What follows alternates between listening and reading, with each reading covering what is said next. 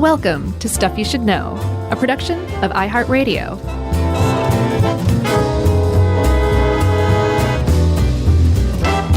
Hey, and welcome to the podcast. I'm Josh, and there's Chuck, and Jerry's here too. And this is Stuff You Should Know about mail-order marriages. The murky waters. Yeah, really. This is one of those where we researched and read. Yeah. And I think it's one of those deals for me that's like, and this is just my opening statement. Okay. Where it can be a positive thing, like a dating service in some ways. Mm-hmm. But there is certainly a darker side to the whole situation. I already know how you feel about it, and I feel like it's coming through clearly. Yeah, I mean, it's one of those really murky things where sometimes you hear these really great stories about people that are looking for love and find love with someone from another country, mm-hmm. and it works out for everybody. Yeah. And then sometimes you hear about stories where it's sort of what the National Organization for Women's Sonia Osorio calls a softer version of human trafficking. Mm-hmm. Or even worse, occasionally someone turns up murdered. Yeah. I mean, that's the truest dark side. So that's just me level setting, and we can talk about the good, the bad, and the ugly. I think that was a great level set. I generally agree with it, but for me, the jury is still out in thinking about it as a whole because there's so little hard data on this stuff. Yeah. Almost everything is anecdotal.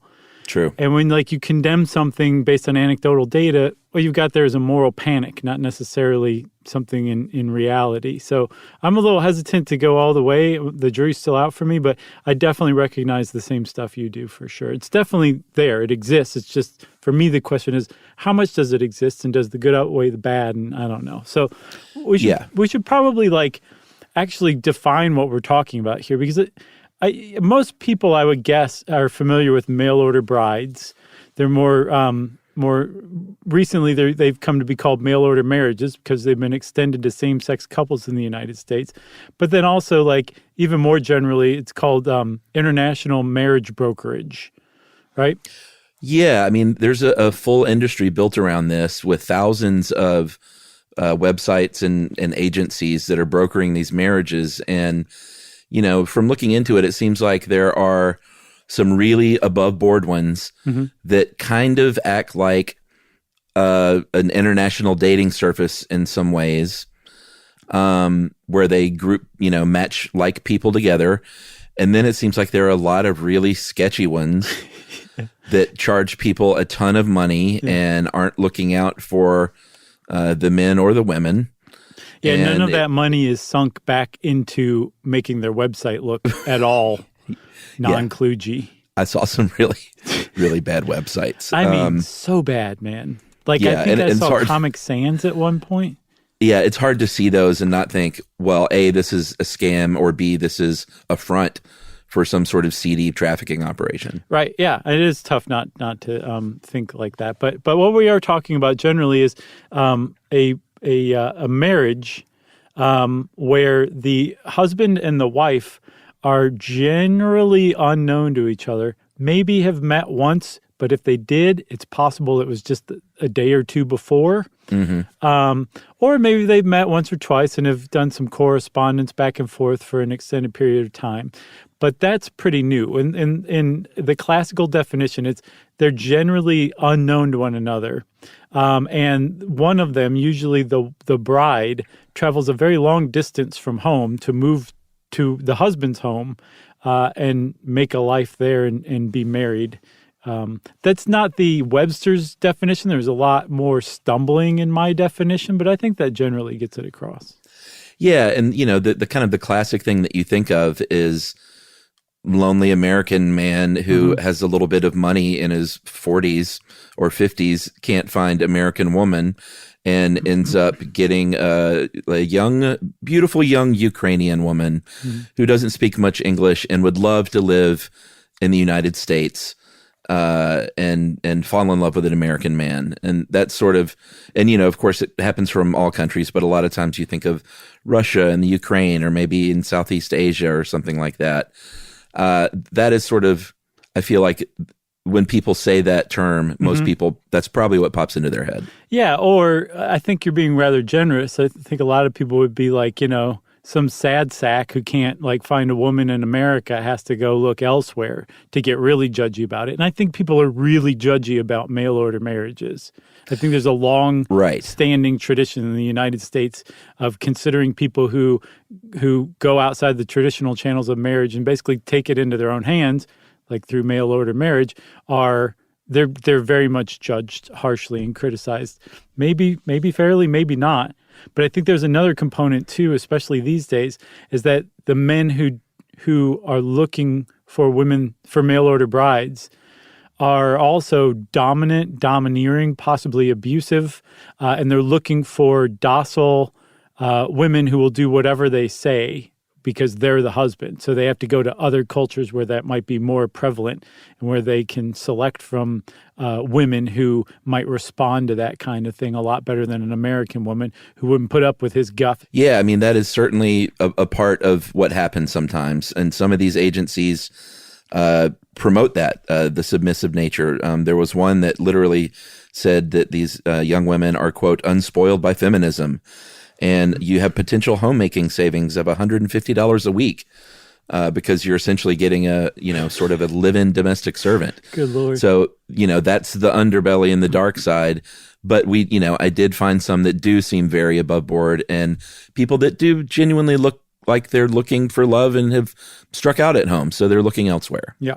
So I said, Chuck, and we should also say one other thing too, it's a pretty well-known thing in America. It's not like on everybody's lips. You don't hear it in every monologue on the late night talk shows or anything like that. But generally people in America are familiar and know about mail order marriages. But it turns out it's even bigger in other countries, like Taiwan and South Korea have huge mail order marriage industries that may even dwarf the United States. And it's pretty, I don't want to say it's huge in the United States, but it's not like just some small sliver of an arcane group of people. It's bigger than you'd think, but it's even bigger in some other Asian countries as well. Yeah, and Dave Roos helped us put this together, and this was a tough assignment for him, but he used a lot of information from a book by a legal professor originally from the University of South Carolina named Marcia Zug called Buying a Bride, insert colon music, Jerry, an engaging history of mail order matches, where it seems like she gives a fair but fairly full-throated defense of its history through the ages, as far as, and we'll get into this, but as far as an opportunity for a lot of women to gain more agency and to gain more rights at a time when they might not have any, all the way up through today, where she still defends it to a certain degree and says, sure, these situations can be bad, but what's really bad is what undocumented immigrants have to suffer through in this country, because they have no legal rights. They can't go to the police. They can't leave their spouse or their partner for fear of deportation. And it's an interesting take, I think, and I'm glad that Dave found this book, because I'm not sure that I would have been as fair. Yeah. No, she definitely almost, I get the impression that she is defensive on behalf of the industry just because of how mistreated it's been, and in her opinion, unfairly in large part. Yeah, so because I think it very much has an anti-feminist rap for good reason, but she does make some compelling arguments that throughout history it wasn't that way at all, and I guess we can go ahead and dive into some of that. Yeah, in the early days of mail order marriages in the American colonies, there was a lack of women problem in the early colonies. I mean, the earliest colonies. We're talking like Jamestown here. Yeah, the Puritans and Pilgrims, they may have come over with their families, but there were a lot of single men that came over, and a lot of them Some of them may like run off with an indigenous woman and live with among her tribe and be like, you know what, I'm kind of done building things for Jamestown. I'm out of here. Yeah. So that's no good if they're looking for young men to like kind of help build up these young colonies. And then other ones were just lonely and said, hey, there are no women over here. What are we supposed to do? So very early on, they started sort of advertising and bringing women, supposedly volunteers over who wanted to come to the colonies and sort of have maybe even more rights than they had back home. Yeah, and this is a really good example of kind of like a thread that ran through the first couple centuries of America's founding, which was government sanctioned and supported mail order marriages in order to help build more stable communities, right? So right. the legislatures did things like create laws that made it more attractive for a woman to become a mail order bride in this area. Like apparently in England, if you became a widow, you got a third of the estate, and that was it. And in places like Virginia and I think Maryland as well, they set up laws that basically said, hey, you're going to keep a lot more than that. You can run your own business afterward. Like being a widow's going to rock. And did we mention also, the men are dropping dead like flies over here. So yeah. Your husband's probably going to die pretty quick. So if you don't like him, who cares? You still get to keep all this inheritance and you get to keep the business, and you can't do quite that well for yourself under those circumstances back in England. So that attracted people. And that was like the government saying, like, please come over here and marry these strangers that you've never met before. Yeah. And, it made sense for a lot of these young women because many of them were, they were from like the servant class, let's say. So they were looking at years of servitude in England. And then they basically were like, well, hey, forget all that. Why don't you just come over here, get married? And like you said, I think the stat is even 1 in 3 marriages lasted 10 years. Yeah. So they did kind of sell them on the fact that, if it's not so great, he'll probably be dead soon enough. Yeah. And then you can have his stuff. Yeah. And it actually, that actually did attract some women. I think at least I don't know if we have the number, but there definitely were what they called tobacco wives who came to marry new tobacco planters who were setting up their own fortune. And I actually had to prove that they were of financial means by donating 150 pounds of gold leaf tobacco to the Virginia company to take part in this, right? And so that lasted as long as it lasted, or as long as it needed to. And as the Eastern colonies started to become more self-sufficient, became less rowdy, became more family-oriented as far as the Europeans were concerned, the need for those mail order schemes kind of went away. But then as America kind of expanded further and further west, the frontier kept recreating itself in different places. So, it went from the eastern colonies to, along the Mississippi and then further and further out west. And every time it did that, this new iteration of the frontier was settled by rowdy men, and they would have to figure out a way to get women, to attract women to come out to marry the rowdy men so they would stop beating each other up in bar fights and become more productive citizens. And that kept going on throughout the 18th and 19th centuries in the United States. Yeah, and, if you're already thinking, guys, this already sounds terrible, these marriages based on these financial arrangements, and, despite these promises of a better life, that's kind of what we're talking about. Welcome to marriage in the 17th and 18th century. Yeah, don't be so naive. Yeah, that's kind of what it was. And Dave made a good point. The notion of marrying for true love, that's a very much like a 20th century proposition. Yeah. Even if it wasn't a mail order bride situation, it was someone's dowry or parents sort of arranging marriages and saying this family should marry this family, which still goes on today, I should point out, among the blue chip and the high society. Sure. And Arthur had to marry Susan, let's not forget that. Everybody with a Habsburg jaw was an arranged marriage, I'm guessing. He couldn't marry Liza Minnelli, the young waitress from Queens. Sorry, I didn't realize you were making the movie reference. I thought you were I thought what you other were Arthur using, and Susan? I thought you were using like Biff and Muffy, like general. Oh, Arthur and Susan. Like Okay, Blue sure. Blood. Yeah. Names. I got it now. I got it. But the point is that marriage was a financial arrangement many and most times back then. I'm not saying no one ever married because they were in love. I'm sure that happened. But it had to tick a lot of boxes back then. So it was just sort of the way it was. And so this solved problems for early settlers and for westward expanders. They made things really attractive in California for women. They made it easier to divorce your husband if you wanted to. They made it easier or just legal to own and buy and sell land, which is not something you could do at other places in the country. So they were trying to make it an attractive situation for women to move west because they needed men and women out there. And I think between 1850 and 1860, the population of women in California increased from 3% to 19%. Yeah. Of the total population. So it was working. Yeah, it was. And it wasn't just California, but Washington State also participated. I think Oregon may have as well. And there would be these schemes, and I don't mean scheme like, like dastardly scheme, but like a plan. A good scheme. Yeah. Where like a guy would go around to the bachelors out in like Washington territory and be like, give me $100 or I think $300, which is about $5,000 today. And I will bring you a suitable wife.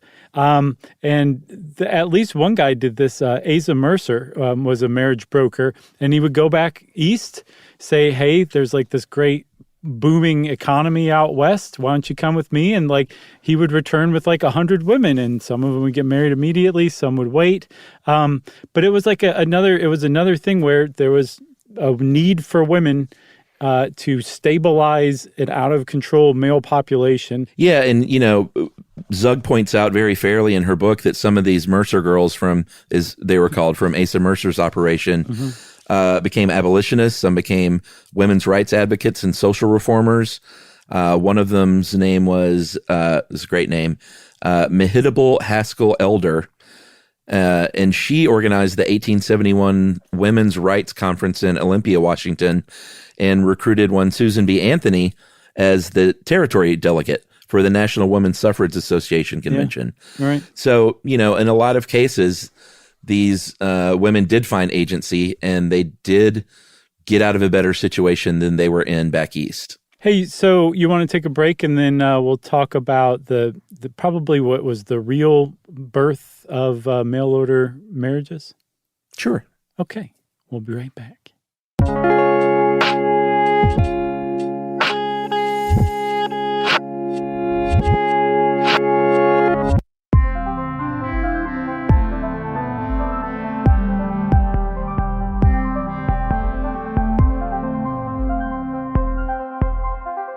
All right, Chuck. So we've been talking to this point about basically like government sanctioned schemes to kind of stabilize male populations. There was also at the same time, beginning in the 19th century, I think starting in England, actually in the 18th century, that was kind of simultaneously unfolding. And that was the matrimonial advertisement industry, which to me is like the real birth of the mail order marriage industry that we understand today. But it was basically the personal ads. Yeah, it was the birth of personal ads, the birth of dating services. It's really interesting in that women would put ads in London and then later on in the United States, ads in the paper, basically saying, hi, this is who I am. This is what I'm looking for. I mean, much like you would see these days in like a dating profile. And it was a way for them to, to take some agency over avoiding the arranged marriage that their parents had set up for them and maybe get a little bit of choice of suitors. Right. And I mean, like that is like taking control of your own marriage prospects. And it was, I guess radical is probably a pretty good word, but it picked up, it caught on, especially in the U.S. By the end of the 19th century, it really started to catch on to where there were like magazines that were like dedicated just to matrimonial advertisements, right? Yeah. Like there was the matrimonial news, which is actually the most straight ahead of all of them. Yeah, I like Cupid's Messenger. That sounds like a cute one. What about Heart and Hand? Heart and Hand. And then to me, this one, I guess they were just trying to play it really safe. The Standard Correspondence Club. Right. Good day to you. Right. Exactly.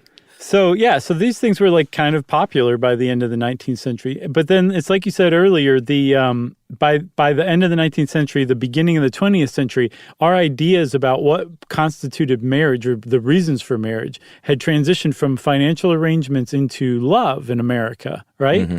And so there was simultaneously a popularity of matrimonial advertisements and people taking control of their own marriage prospects. And at the same time, a criticism and a like society generally looking down upon people who did that kind of thing. So there would be stories in the paper of people like sad sack bachelors or lonely heart widows getting conned or swindled or getting catfished, basically is what you'd call it today. And people love to read that kind of stuff and laugh at their misfortune and look down on these people. And that's where like the root of what people still do today to the mail order marriage industry, at least in America, really finds its roots in the 20th century. Yeah, and this is when things started transitioning to overseas, when American men started bringing in women from foreign countries. Mm-hmm. And I think that's when it became a bit more of an industry. And this is when Congress got kind of full-on racist in trying to control this thing. Yeah. Because there were women saying, I don't want these women coming into our country and disrupting our feminist agenda that we're trying to push. Right. There were men saying, we don't want this people from China or Japan coming in here, and they can have babies once a year, and there were senators literally saying these things. Yeah. And so they would enact laws like, we're going to be overrun basically. So they would enact laws like the Chinese Exclusion Act of 1882 to ban Chinese immigration. There was a loophole for Japan with the 1907 Gentleman's Agreement, which basically said that a Japanese woman and their kids could come over if they were married. Mm-hmm. So there were Japanese single men already in the United States that immigrated over here that would get married sight unseen from like a catalog, basically, mm-hmm. in order to gain immigration status for the Japanese women. And then that ultimately got shut down in 1924 with the Immigration Act, and they just said no Japanese immigration of any kind now after that. So there was a huge anti-Asian thread from the late 19th century and the early 20th century based on immigration, and a lot of that kind of centered on mail-order marriages. But then one of the other things that really kind of cropped up as a result of mail-order marriages going from like women back east or women coming from Europe to women coming from Asia to marry white American men, was there was this idea that the women were nothing more than like looking for a green card, basically, American citizenship, trying to escape their own country. And you run into that criticism today, I mean, just as much as you would have back in 1924 when they passed the Immigration Act against Japanese people. Oh, yeah, because, and this is from Zug's book, she talks about, Mexican women, Greek women, Asian women, Jewish women, Italian women. They were much more likely to be deported under an LPC charge, which is a person that is likely to become a public charge, basically, like to come over and sort of live off the government. If they were from these countries, and a way around that was to get married and get that green card. So that criticism came pretty straight away, I think. Right. And then the other one is that they were basically all just sex workers in disguise coming over under the guise of being mail-order brides, but really they were coming over here to prostitute themselves and behave immorally. And again, this is another accusation that you see today, except the onus has, or the focus, the empathy, I guess, has evolved from being put on society being attacked by these immoral women to the women themselves being trafficked by international criminals. But it's still generally the same accusation. It's just altered itself some. You know what I'm saying? Yeah, absolutely. And that sort of anti-feminist charge from American women saying that these women from other countries are coming over here and they do whatever their husbands tell them, and this is setting us back.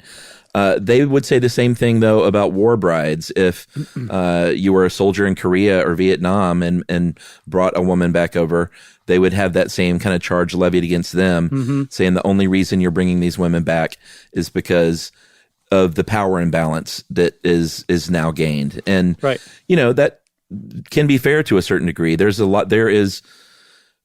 It's really hard to talk about marriage like this without talking about inequity and a power imbalance from the beginning. Not to say that doesn't change and that there aren't great success stories where both partners are equal and they both contribute and they both, respect one another's viewpoints. But anytime you are in a situation where you are bringing someone over from another country that is escaping a bad situation and looking for a more prosperous situation, and you can provide that and you are paying the money to the service for linking you, there's a power imbalance there from the beginning. Yeah, well, there's a power imbalance in that, like, you probably don't speak the language as the mail order bride. You don't have any friends. You don't have any family. You don't have any social structure to depend on. The only person you have to depend on is your husband.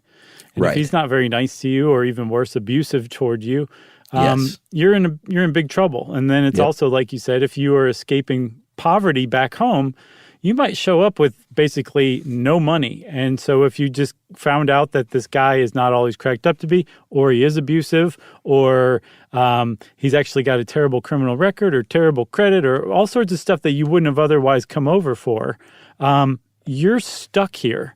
And according to some human trafficking groups, that is a broad definition of human trafficking, where a person is moved from one place to another for financial means and then ends up becoming dependent financially in a situation that they otherwise wouldn't want to be in. They would not have chosen to put themselves in. That's as much human trafficking in a broad definition as somebody being kidnapped and forced into sex work.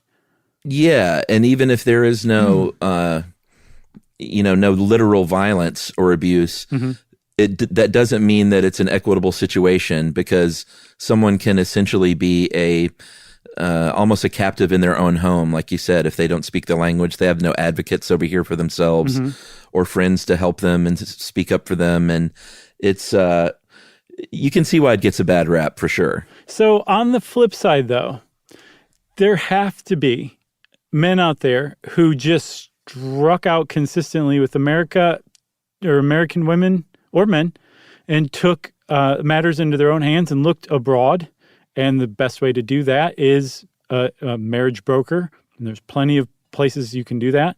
And then also the other problem with just basically characterizing mail order brides as nothing but like victims ripe for exploitation is to really miss the personalities of a lot of them, where to put yourself out there as a mail order bride shows or demonstrates like a lot of initiative compared to just staying back home and making do with your lot in life.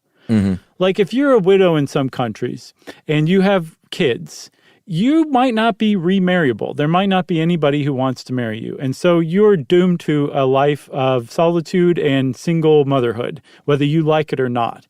So if you just say, okay, well, that's my lot in life, that's what I'm doing, okay, fine. But if you say, you know what, no, there's another way out, and it might not be the most tasteful thing that I would have chosen for myself before, but I really want to make sure my kids are taken care of, and I'm going to go seek a husband elsewhere, that demonstrates a lot of self-starterness, I guess, that I think kind of undermines a lot of the view of mail order brides as these kind of like simple-minded, docile women that can't fend for themselves or stick up for themselves. Yeah, and it's also a real slippery slope to judge. I mean, we all think like, oh, you should only fall in love with love at first sight, and that should be all it is, and that should be what marriage is based on. Full stop. Right. It's a real slippery slope to judge someone else's situation if it's working out for both of them. If it is a rich old guy in his 60s who is like, you know what, I want to live out the last 15 years of my life with a partner, and there's a beautiful young Ukrainian woman who's like, you know what, I've got nothing going on over here. I don't have a lot of prospects. My country is not, doing me any favors. And so I'm going to go over and marry some rich guy, and we're going to be happy for the last 15 years of his life. Mm-hmm. And they travel, and they take cruises, and they have a good time together. Like, it's a real slippery slope for someone to come in and say, well, no, that's wrong. Yeah. Because you guys just didn't meet and fall in love, like, meeting in a bar drunk one night. Yeah, like all Americans. Again, that seems to be a long-standing criticism that stretches back at least a century here in America, too. For sure. Okay, so enough of that. I feel like we should talk about some of the nuts and bolts of the mail-order marriage industry, okay? Yeah, let's do it. Well, let's start. So I found this contemporary journalism from 1986. Your CJ. Right. In the New York Times. And they basically just checked in with the mail-order marriage industry at the time. And it gave a really good snapshot of how things used to be. And one of the reasons why mail-order brides were called mail-order brides, because time was that you would find a mail-order marriage service. You would subscribe to that service. The New York Times says anywhere between $50 to $500 a year. And a month. Well, that was for a catalog. Annual subscription was $50 to $500, and then every month or every couple months or maybe twice a month, probably not twice a month, you would get a catalog that was clearly made by somebody who didn't major in catalog making in college, of pictures of like a prospective bride, her stats, physical stats, her likes, her dislikes, that kind of thing, basically a blurb. And you'd flip through a catalog and you'd get back in touch with the subscription service and say, I like number 8972. And I also like 3755, and you just give them a list of women that you wanted them to reach out to on your behalf, and all of a sudden you would start exchanging letters. Little by little, you would narrow down the women that you were talking to, and then you would eventually probably go over and meet one, and maybe in that trip marry them, like have your wedding like that the day you meet them or the day after you met them. And that was pretty standard for the 70s and 80s as far as mail order goes, and I think into the 90s as well. Yeah, and of course it's all online now, and depending on which agency you go through, and like I said, there are thousands, they offer a range of services to bleed you of as much money as they can in the process, right? Whether it's subscription fees or we'll write your first letters for you and translate them for a fee. Right. Or if you want to video chat or have phone calls, we can arrange that for a fee. Yeah. Everything has a fee. I think this one, and this is from an Anti-Trafficking International website article, they said that estimates show people spend about $6,000 to $10,000. Each client spends about $6,000 to $10,000. Yeah. And I think this is for, the, I guess, more high-end, more reputable ones. I think some of those places are happy if they get like $500 out of you and then you leave. Well, I think you can be like a skinflint husband and just do it strictly online and then go meet them and marry them.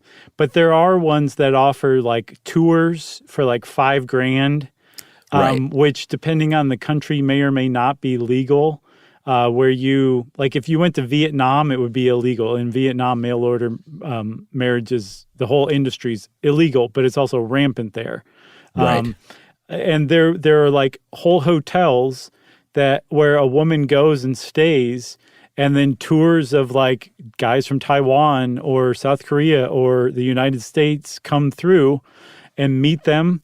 And I think human trafficking people are like, and do God knows what else for money. And if you hit it off with one, maybe you like start talking to them a little more, or you marry them on the spot. that kind of thing. But there's tours you can go on. And depending on your view of the mail order marriage industry, it's either a tour where you're going and meeting a lot of prospective brides, or it's basically a sex tour to Vietnam. Right. And they also will do things where it's really hard to not read as a man sort of buying a woman, right, where they say like, well, we'll put them up in this hotel and we'll have them go checked out by our doctors and our psychologists. They'll have a psychological evaluation, and all of this information will be sent to you, the man with the money, to make your decision on whether or not you're going to sort of pay for this bride. And it's really hard to look at that any other way than that. Like, you really got to stretch your mind. Yeah. But then you will read a story about a couple that are deeply in love for 20 years on, and who had kids in America and who had a great life together. And they were like, no, it was really more like an international dating service. And they just sort of matchmaked, or matchmated, made matched. Matchmaked. I love it. So it's like, it's just, I don't know if we've ever had a topic where I was so like, all right, well, this doesn't sound too bad, and like, oh my God, this sounds terrible. Yeah, I gotcha. Yeah, I can't remember. And that may be either. the industry, Yeah, I mean, I think it can be both those things. Yeah, it makes you, yes, and it surely is both of those things. Again, the question is one way more than the other? And if so, which way is it lopsided? And if so, do we need to like follow Vietnam's footsteps and outlaw the mail order marriage industry? You know what I'm saying? It's like, sure, that may be a really big red flag. Like, why did Vietnam outlaw an entire industry that's totally like fine and legal here in the United States? Right. So, should we take a break? Yeah, I think we should take a break, and we'll talk about mail order marriages in the internet age, because things have changed a little bit. Yeah, and some of the laws. Yeah. Right? Right. All right, we'll be right back.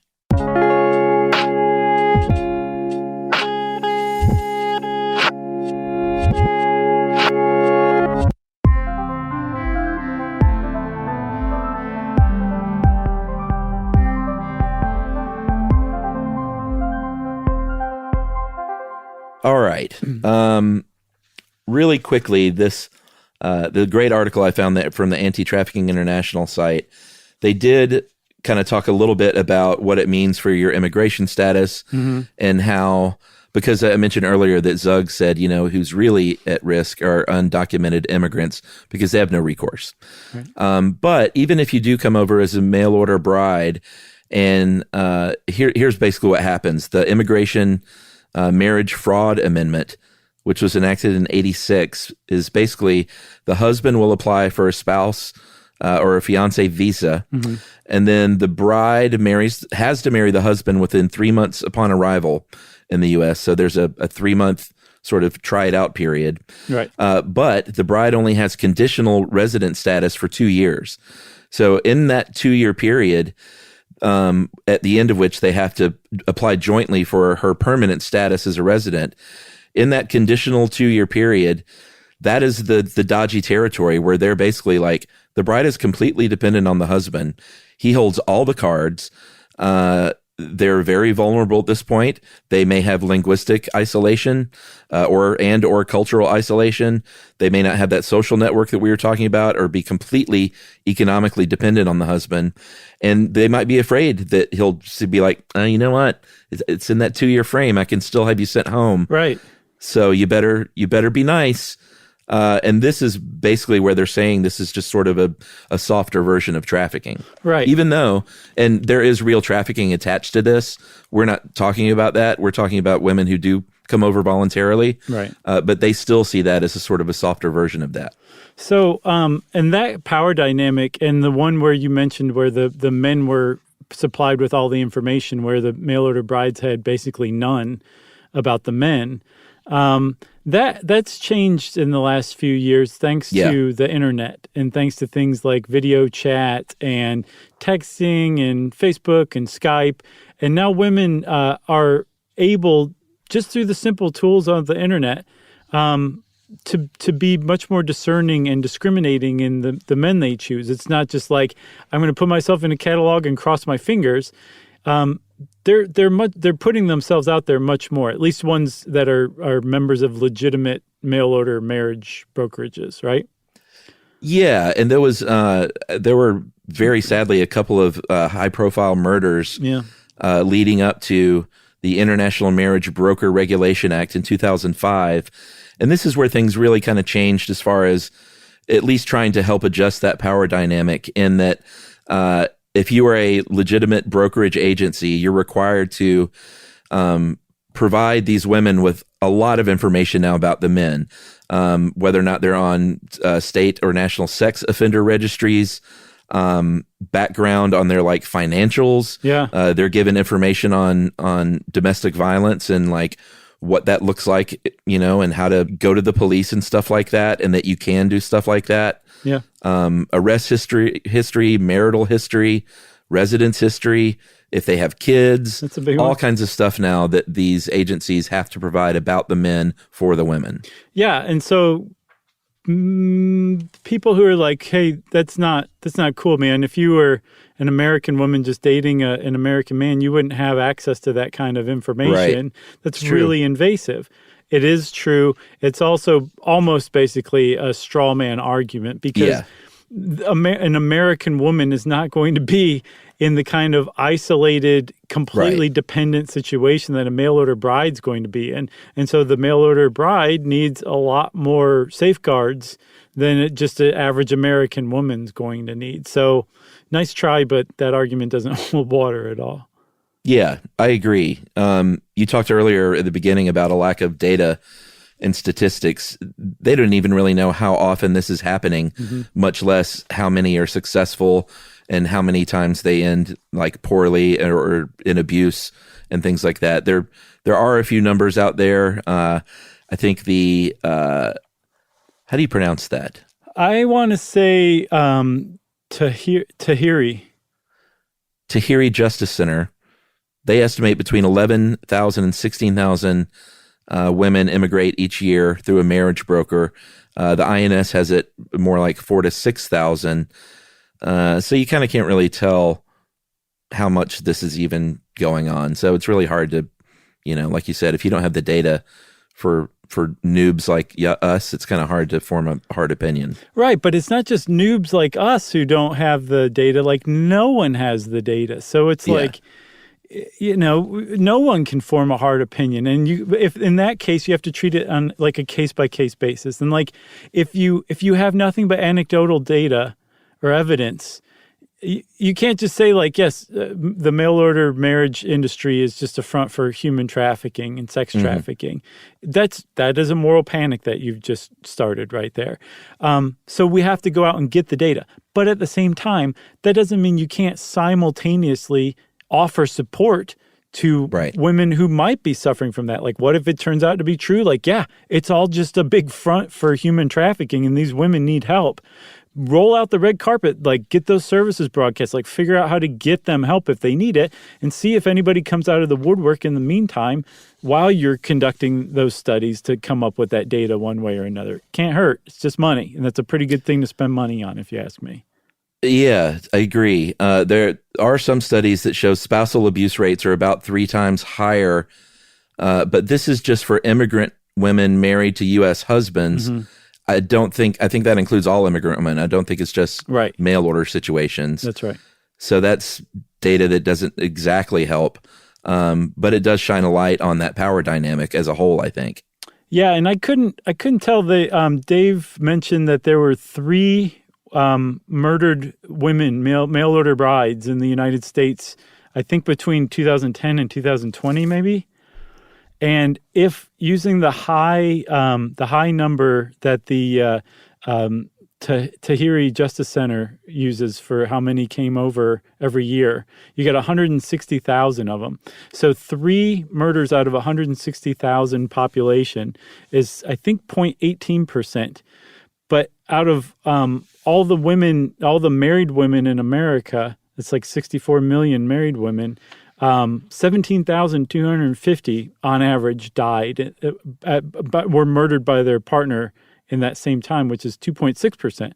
So I probably got the math wrong, but if it is right, then that means you're actually less likely to be murdered by your husband as a mail-order bride than you are just as an American woman who was married and just part of the general population. So that's great. Right. That's one of the stats you can't feel good about. No, exactly. That is an excellent point for sure, Chuck. I mean, I think I saw where you were going for sure. It shines a light that we need to basically do away with spousal murder. I think we can all get behind that, right?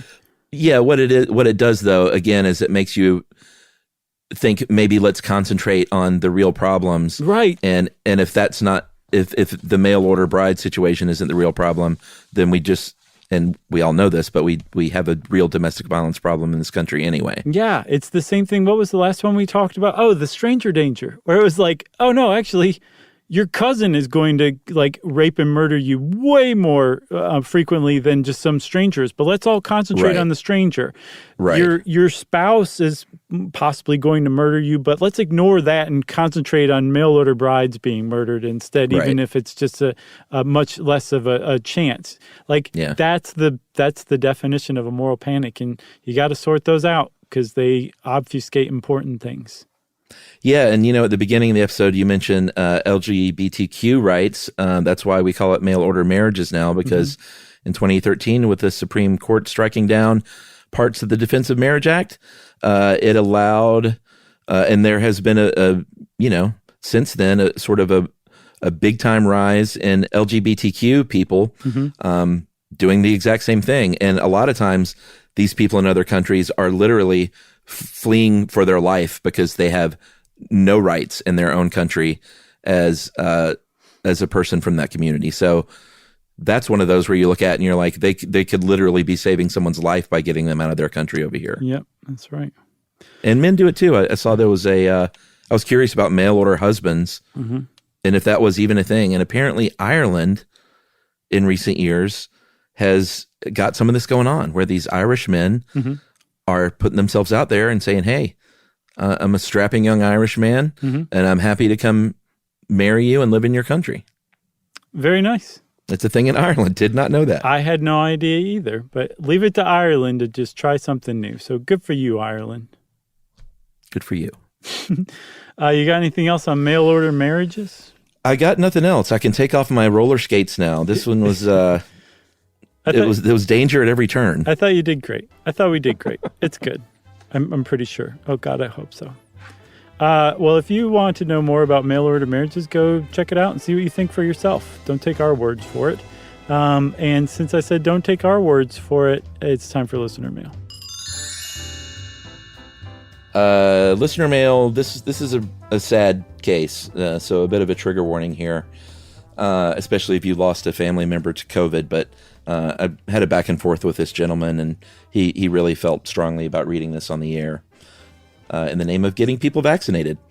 Hey guys, haven't written in quite some time. Been listening since 2008. You've been around for so many personal milestones, even though we've never met.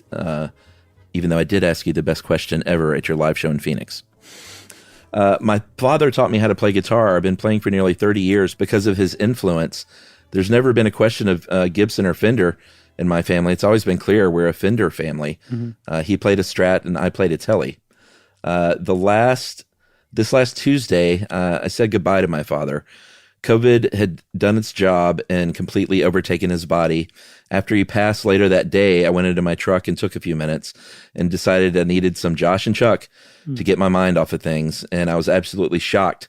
On that day, Leo Fender and Les Paul came through in my feed. Nice. My father and I did not have anything we bonded over more than our love of music and playing guitar, an affinity for Fender, and a dislike of all things Gibson. Sorry, Chuck. There could not have been a more perfect topic to help me through one of the hardest days of my life. I look forward to someday when I might be able to shake your hands after a good hand washing and sanitization, and just thank you for being with me through so many good days and so many bad days. And he included a song that he gave his father that he wrote for him. That's great. And this is from Eddie. And Eddie said, please read this on the air. He said, my mother decided to get vaccinated because of this, and they were not vaccinated. And he said, just please send the message out to people that it can happen to you and your family, and just go out there and get that vaccination already. Thanks for that, Eddie. And definitely our condolences on your father's passing. I'm really sorry to hear that. But I'm glad we could bring you a little measure of comfort at a terrible time. So thank you for letting us know about that. And also thank you for telling everybody to get vaccinated, because that's a pretty good thing to use your position for. So I think, like Eddie said, go get vaccinated. Yeah, we said it. Go get vaccinated. Okay? Okay. Agreed. And in the meantime, if you want to get in touch with us, you can send us an email to stuffpodcast@iheartradio.com. Stuff You Should Know is a production of iHeartRadio. For more podcasts from iHeartRadio, visit the iHeartRadio app, Apple Podcasts, or wherever you listen to your favorite shows.